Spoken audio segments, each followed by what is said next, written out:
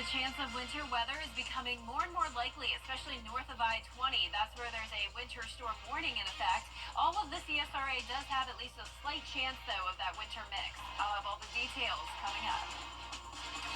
Right now on News Channel 6 and 7, winter weather, as you just heard, expected to hit the CSRA tomorrow. How the South Carolina Department of Transportation is preparing. Also ahead, it's been a year since a tornado ripped through Bamberg, South Carolina. We'll have a look at how the county has rebuilt. And on this National Day of Mourning, America gives a final farewell to former President Jimmy Carter. Your news at 7 starts now. Live from Television Park, this is WJBF News Channel 6 at 7. Good evening, everyone. I'm Dee Griffin. Thanks so much for joining us. We'll have those top stories in just a moment, but first, let's go over to Chief Meteorologist Jennifer Tranchi for a first look at our weather. It is cold and it is getting colder out there, so much so Dee Griffin is wearing tights. I hate hosiery, and I'm wearing them because it's so cold out. Same here, Dee. Yes. I mean, we hate to do it, but sometimes you just have to. My grandmother's smiling from heaven. Finally, she put something on those legs. I know. I feel like I need something on my arms, too. I got the cold. 3/4 sleeve going on, but man, I'll be bundling up when I'm headed outside tonight for sure. Our Terry Lambert Hyundai Skyview cam showing clear conditions as we take a look over in Waynesboro. It was a pretty day, lots of sunshine. No rain, of course, just the cold. It was actually the coldest day of the week so far with a low of 21 degrees at Augusta Busch Field. Our high today was 45, and everyone in the CSRA did not make it to the 50-degree mark, so we all topped off in the 40s. We're getting close to the freezing mark already in Augusta, sitting at 33. Same thing in Aiken, 37 in Barnwell, 37 in Thompson. Millen, you're at 38. Gibson at 37, 39 in Wrightsville, and 35 in Edgefield. Dew points were extremely low today, some of the lowest I've really ever seen it. Down to 8 degrees as the dew point in Washington and Crawfordville. We were seeing 4 just a couple hours ago. That is an extremely dry air mass, so that's going to make it difficult for a lot of the precipitation tomorrow morning to actually reach the ground. Our winds are very light, only up to around 5 miles per hour, so that's why the temperatures are dropping off quickly. High pressure is over the 2-state at the time, keeping us clear, but we will see more clouds moving in late tonight.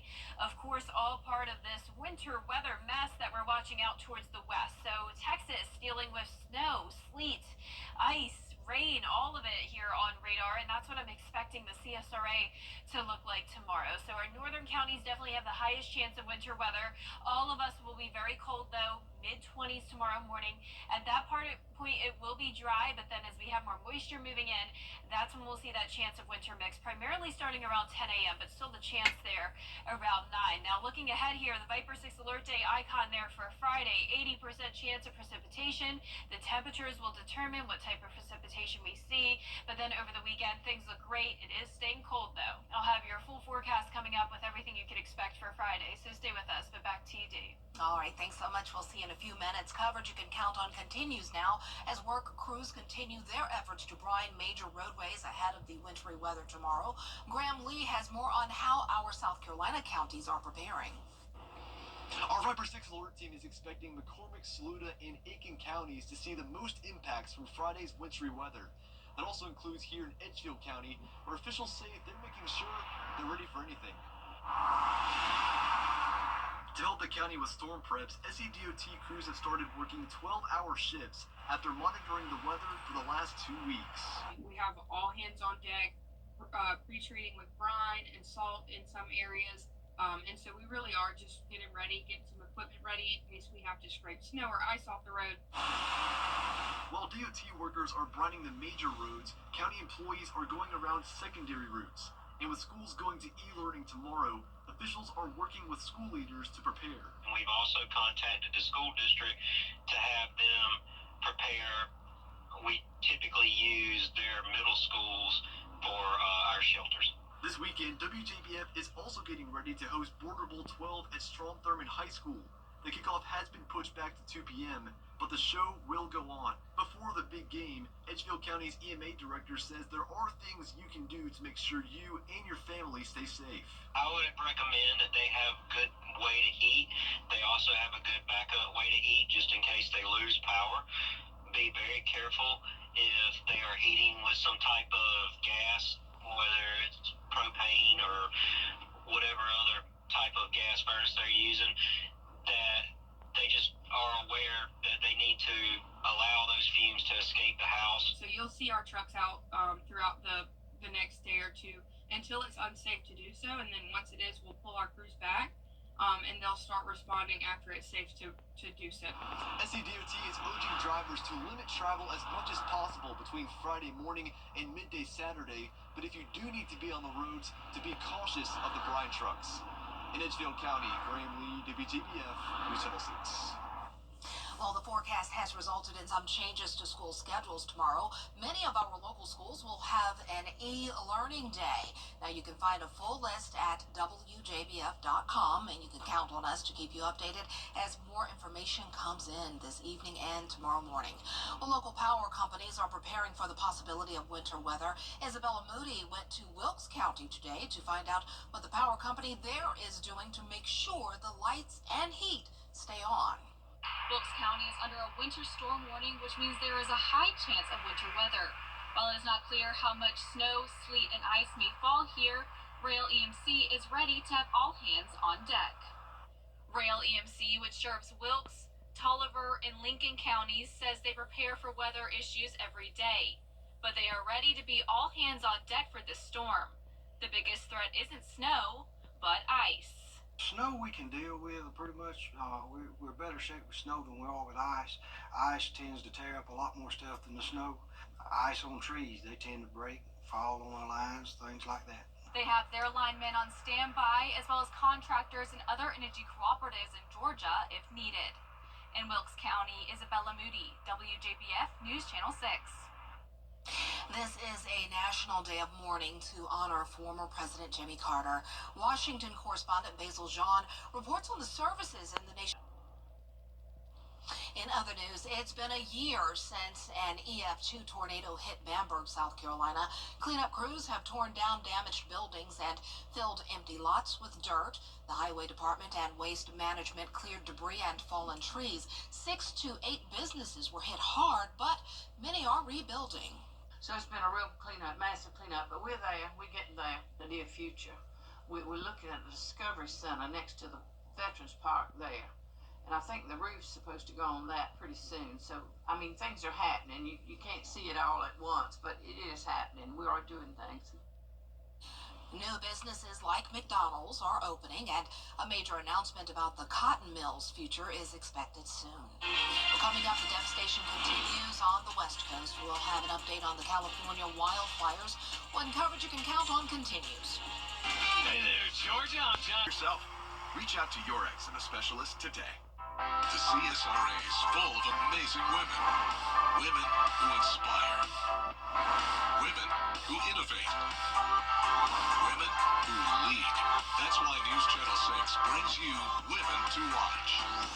On the last Wednesday of each month, News Channel 6 recognizes local businesswomen who are making a positive impact in our community. Nominate someone today at WJBF.com. Sponsored by Goodwill. Like a bomb was dropped. That's how the Los Angeles County Sheriff describes the destruction we're seeing from the massive wildfires burning in California. The largest fire still at zero containment. Alex Stone is in California with more. Almost unimaginable scenes in Los Angeles. KBC's Chopper giving us a gut-wrenching view of the devastation from multiple fires burning in Southern California. Really never seen any destruction like this before. Everything is gone. Block after block of homes destroyed in Pacific Palisades, heavy smoke lingering in the air. Filmmaker John Turteltaub lives in Malibu. Pacific Palisades, right now, could just be taken off the map. There is no Pacific Palisades.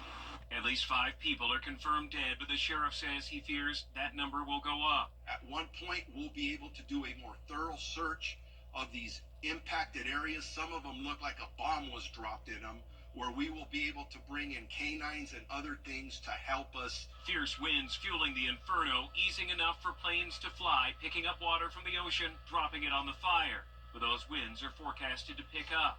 President Biden getting another briefing on the situation today. Federal help has been approved. Over 180,000 people under evacuation orders. Many are staying in hotels. just a really solemn environment. A lot of people lost their homes, a lot of people waiting to find out if they've lost their homes, and just everyone really mourning and trying to figure out what all of our next steps are. These heartbreaking pictures show the before and after. Entire neighborhoods leveled from the Palisades to Altadena. Amidst the devastation, neighbors helping neighbors. I mean, I don't even know most of them, and they're just, posting and out of the kindness of their hearts, they're helping, and it means so much to us. The smoke and the ash that is in the air here is very strong. That's why officials are telling seniors or anybody with breathing problems around Los Angeles to stay indoors. Alex Stone, ABC News, Altadena, California. And our northern counties are under a winter storm warning for tomorrow. That means they have the highest chance of seeing that winter mix. Just to the south of the I-20 corridor, including Augusta and Aiken, we do still have that slight chance of winter mix as well, with the main concern being the ice. I will have your full forecast when we return. I built my first house. Celebrating Black Excellence 365, only on News Channel 6. Now, your most accurate forecast with WJBF Live 5/6. Welcome back. Thank you for joining us today as we track the winter weather impacts headed our way on Friday. We have a lot to talk about today. Let's get right into it with a look at our Terry Lambert Hyundai Skyview Cam from Wellstar MCG Health. A clear and cold night, already getting close to the freezing mark in Augusta. We're sitting at 33. Winds are completely calm. Dew points are low in the teens and even single digits. And right now we're seeing 33 as well in Saluda, 36 in Sparta, a bit warmer down towards the south, 37 in Millen, 36 in Bamberg, and only 34 up in Lincolnton. So we have high pressure in control for us. That is keeping Georgia and South Carolina clear. Clouds will move into the area though late tonight, all ahead of this winter mess that we're watching out towards Texas. So we have all the colors popping up on radar. We have a winter wonderland up in Oklahoma towards Kansas with snow. That's the blue color. The pink is unfortunately a winter mix, and that includes all things: snow, sleet, ice, and then we have some rain as well. So it's all dependent on the temperatures, and I am expecting the CSRA to look similar to how it looks out there towards Texas by tomorrow, with us seeing that winter mix. 7 a.m. tomorrow, 25 degrees, plenty cold. So in order to see snow and any type of winter weather, we need two things: the freezing temperatures and the moisture. So we're definitely going to be below freezing at 7 a.m. It's just a matter of will we have the moisture in time, and with dew points only in the single digits, we're still pretty dry. So it's going to take a lot to overcome that dry air.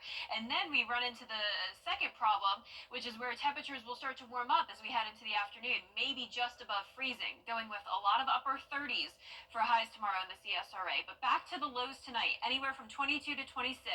So all of us in the 20s. Highs tomorrow will be anywhere from around 35 north of I-20 to 40 down in our southern line counties. So that's why places like Jenkins, Emmanuel, Screven have a much lower chance of seeing winter weather. Most likely will just be a cold rain down there. Now, north of I-20, it's possible that some of these places may not even make it to 35 and could just stay at around 32 or below, and that means we would have a much higher chance of winter weather impacts. So there's a winter storm warning in effect for these counties north of I-20. This was the watch yesterday. Now it's become a warning, meaning there's more certainty that it will happen. Heavy mixed precipitation is likely.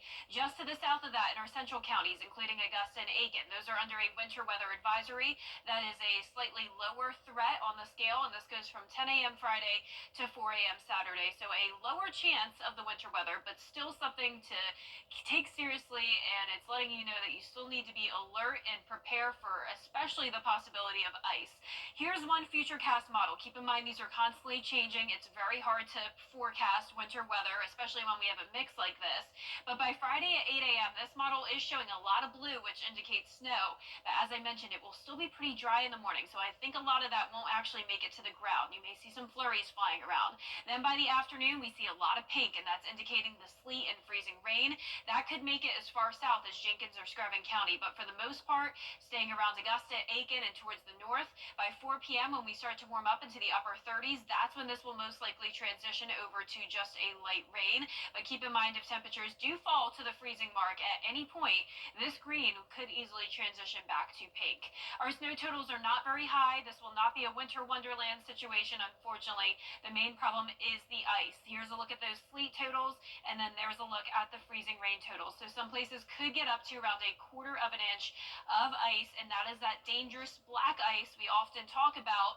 It is actually clear on the ground, and that's why it's really hard to see. So even if you may think it's not icy outside, you always want to leave with plenty of time. Avoid the roads as much as possible, especially bridges and overpasses. Those freeze the easiest.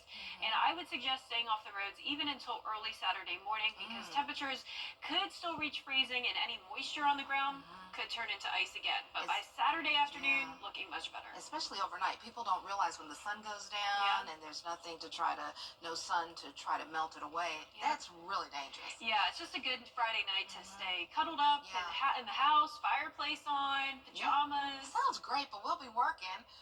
I know. And if you are like us and you have to be out there because you work, drive slow, take it easy. Exactly, that's what we'll be doing. Definitely. Thanks so much. Well, speaking of Saturday, tickets are still on sale for this weekend's Border Bowl. However, there is a time change you need to know about due to this weekend's weather.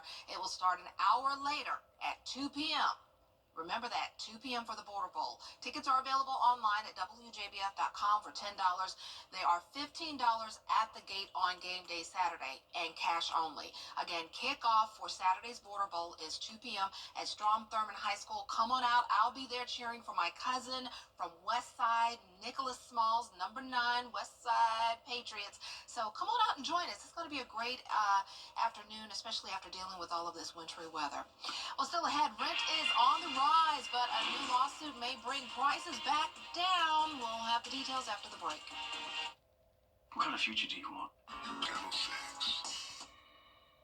Over the years, thousands of people have gotten their hands on one. And who knows, you could be next. Win your very own Good Morning Augusta coffee mug at WJBF.com/coffee club. Sponsored by Honda Cars of Aiken.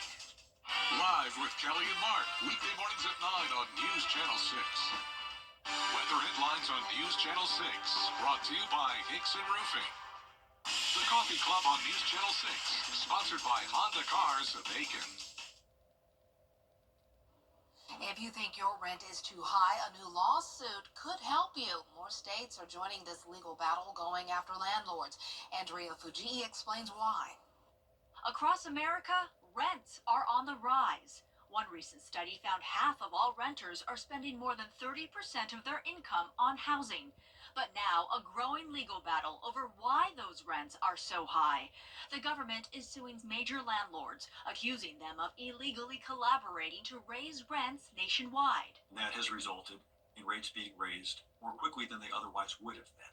North Carolina is one of 10 states now joining the Justice Department, alleging these major property companies operating more than 1 million housing units in 43 states are using algorithms to set rents and share sensitive information with each other to reduce competition and boost profits. There's basically this piece of artificial intelligence software that is allowing landlords, we believe, to collude with each other instead of compete with each other. Greystar Real Estate Partners is one of the defendants. It denies the accusations, saying at no time did Greystar engage in any anti-competitive practices.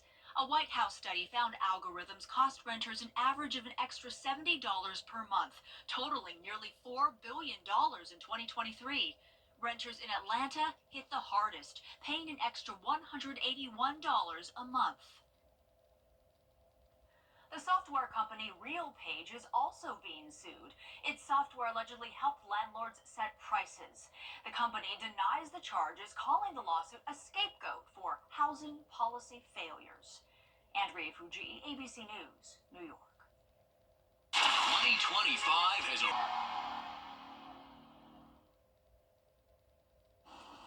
Well, the Girl Scouts are sending 2 flavors off to the cookie graveyard. This will be the last year you can get your hands on these s'mores or toasty varieties. The Girl Scouts did not give a reason for ditching the 2 flavors next year.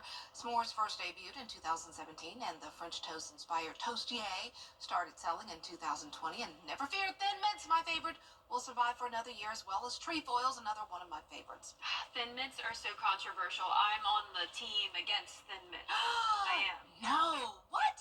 My favorite is the caramel ones. Uh-huh. And like the peanut butter? No. Peanut butter patties. Trefoils, Thin Mints. I'm, traditional Girl Scout. I used to sell the cookies, so those. I did too. Those. Yeah. Oh, look, Girl Scouts here, but You look like a Thin Mint. I am a Thin Mint and a Thin Mint fan. Well, they're okay. I would eat them, but I would much rather buy the other ones. And I never even heard of those that are retiring. Yeah, I've heard of them, but I didn't try them out. No one cares about the newer ones, I would imagine. Oh, we'll see. Oh, don't forget to stay tuned for all of your weather updates with Jenna. Entertainment Tonight is next. Every day, ordinary people in the CSRA do extraordinary things to serve our community. Each month, News Channel 6 recognizes these outstanding volunteers with the Giving Your Best Award. Do you know an everyday hero who goes the extra mile to help others? Nominate them for the Giving Your Best Award by visiting WJBF.com and filling out the entry form. Sponsored by Science Co., Beat Lot Augusta, Security Federal Bank, and News Channel 6. To get the weather, you need to see the whole picture. That's why Live Fiber 6 gives you the Skyview network. Get a live view of traffic and weather from all over the CSRA. Available online 24 hours a day at WJBF.com and the free Live Fiber 6 mobile app. The WJBF Live Fiber 6 Skyview network, powered by Terry Lambert Hyundai.